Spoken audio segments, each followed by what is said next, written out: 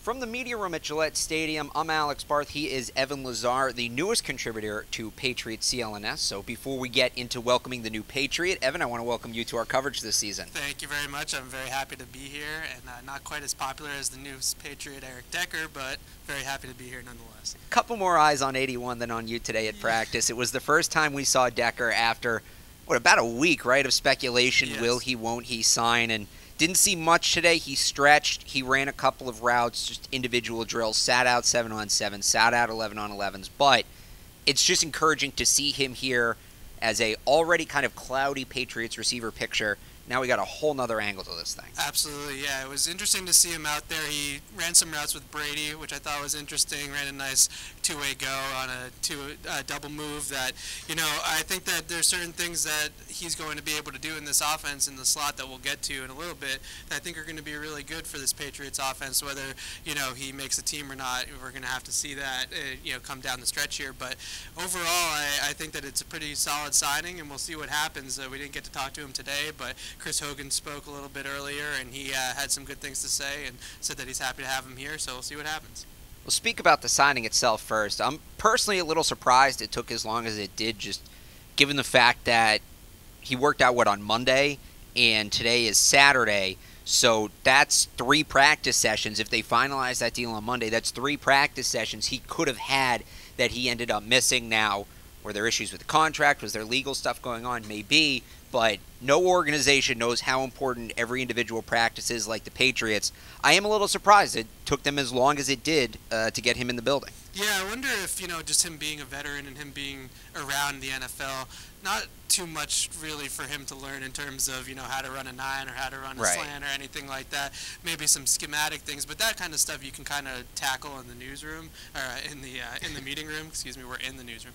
I just think that that might have a factor, is that he is a veteran, he's an experienced guy, so he comes in here and he's really just going to have to pick up the playbook, and that's really the hardest thing that's going to happen for him. And of course, get on the same page as Tom Brady. We saw them throw a little bit today. Nothing specific in terms of what routes he was running. He was pretty generic, what everybody else was doing. So only time will tell, but early on here, what kind of role can we expect Decker to play in this offense if he's here? Or is he a guy that's really here to try out and he might not be a lock for the roster? That's a good question. I mean, he got $2 million, not guaranteed, it's going to be a roster, week-to-week thing. Yep. But overall, I think that he'll probably be playing in the slot, which is where he's kind of made his bread and butter in this league as a big slot receiver. You saw they released Jordan Matthews, and they immediately answer with signing Eric Decker, who's, a pretty similar player. So I think that a big slot receiver is obviously something that's on their radar right now. Usually we see Julian Edelmans, we see the Danny Amendolas of the world that are a little bit smaller, but nowadays it looks like the Patriots are looking to add a guy that has a little bit of height to him. And Decker, we were talking about this earlier, the Patriots wide receiver corps all of a sudden has some tall guys in there. Yeah, and there's usually some size. We're not used to seeing that. So we have Kenny Britt out there,